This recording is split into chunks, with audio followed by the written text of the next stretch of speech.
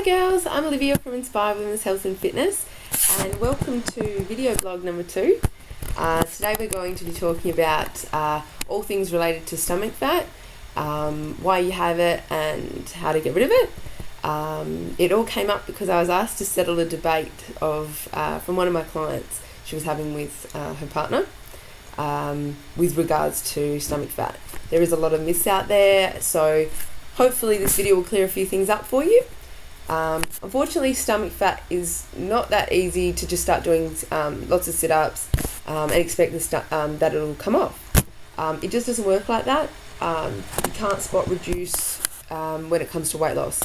So doing lots of squats won't lose the fat off your legs, just like doing lots of sit-ups won't lose the fat off your stomach.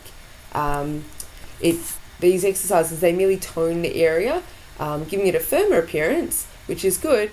But unless you alter your diet, you won't burn the fat, and you definitely can't pick where you burn the fat from.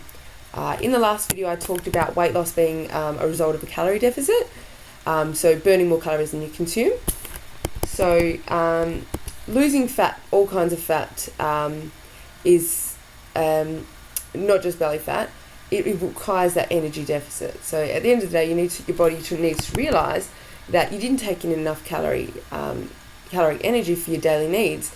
So it forces it to tap into the backup energy, which is your stored fat. So the greater this deficit, the more weight you'll lose. And that's why when trying to get this energy deficit, it's good to combine a healthy diet regime with an exercise program. So in short, when you want a flat toned stomach, core exercises will strengthen your abs, but they won't eliminate the fat that lies around them. You need to burn the fat around the stomach through a calorie deficit. So having said that, what are some other things that contribute to stomach fat?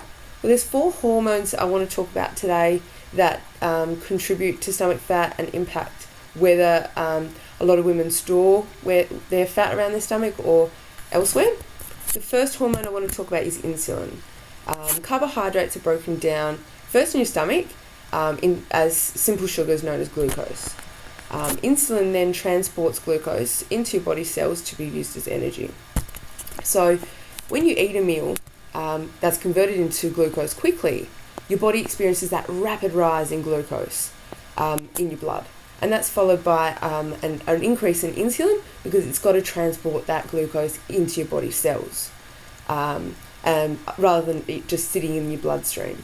It's got to be transported to your body cells to be used as energy. So what happens is when your body doesn't need all of that energy right away, it has to go somewhere to be stored. It can't just sit in your bloodstream. So that extra glucose is then stored away as fat. So it's stored away as fat when you need it for energy in the future. But the problem then is when if you store too much of this extra fat energy and you never burn it, you end up with larger fat stores.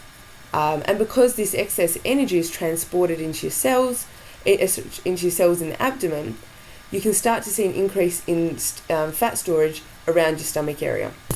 So in short, an increase in insulin promotes fat storage around the abdominal area. So things that we can do to prevent that rapid increase in insulin would be to avoid your simple or high glycemic carbohydrates. They're things like white bread, sugar, rice, your high sugary drinks like your juices, your soft drinks, things like that, and sweets, high sugar cereals, things like that are fast acting and they lead to those high spikes in your blood glucose. Instead of eating these, aim for your low GI foods. They're things like sweet potato, oats, fruits and veg, your whole grain breads. These are slow digesting and they'll prevent that rapid spike in your glucose. But if you want more info on low GI foods for weight loss, I do have a blog on the website which you can check out as well. The second hormone is estrogen. Estrogen is a really important hormone that naturally occurs in our body, but it does throw about a problem when there's an imbalance between estrogen and progesterone in our body, and there's an excess estrogen in comparison to progesterone.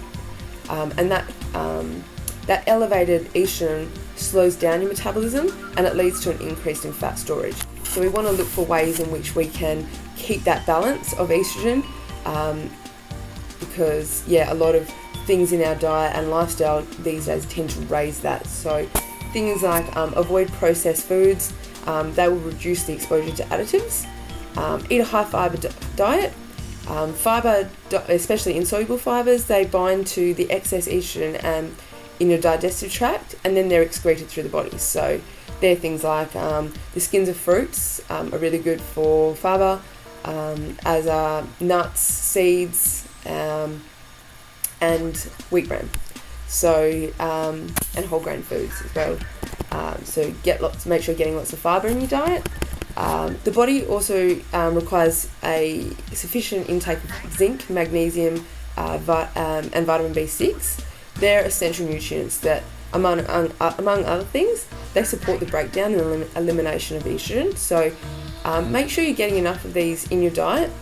If you aren't, and if you're struggling to get them in through normal foods, then you can have a look at a multivitamin, but just make sure that the multivitamin you choose has those nutrients in it, because a lot of the time they have other nutrients that you do get in your diet and not the ones that you actually need. So look for a multivitamin which has the nutrients that you need in it. Another thing for monitoring your estrogen is stress management. The body actually responds to a high level of stress by taking the progesterone and converting it to cortisol.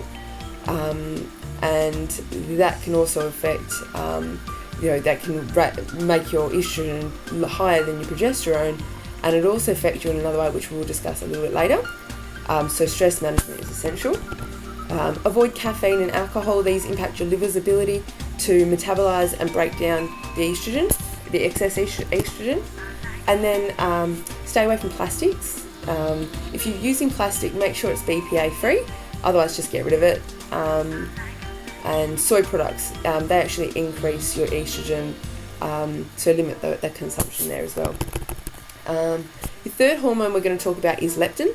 Leptin is a hunger hormone. So when you've got adequate levels of leptin, it tells your body to stop eating. So that's good.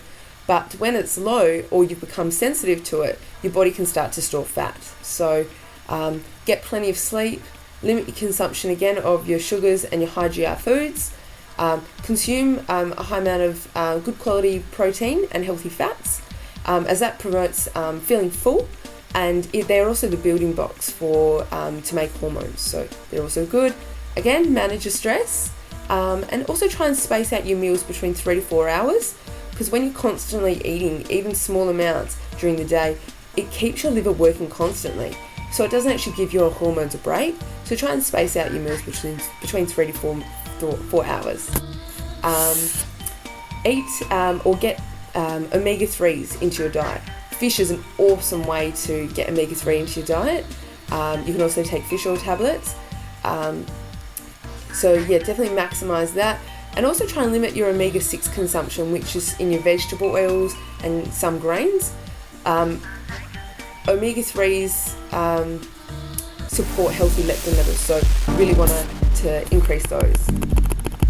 And the fourth and final hormone I want to talk about is cortisol. I mentioned it before. Cortisol is your stress hormone. So when your stress and cortisol levels are high, your body actually resists weight loss.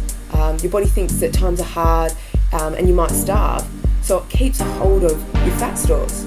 And cortisol tends to take fat from healthier areas like your butt and your hips and store it around your stomach, which is why you do see some women have that body shape where they store a lot of their weight around their stomach. That could be due to increase in cortisol levels.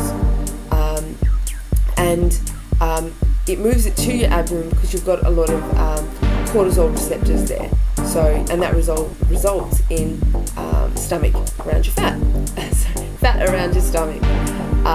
So things that you can employ to lower your cortisol levels are stress management strategies. So important.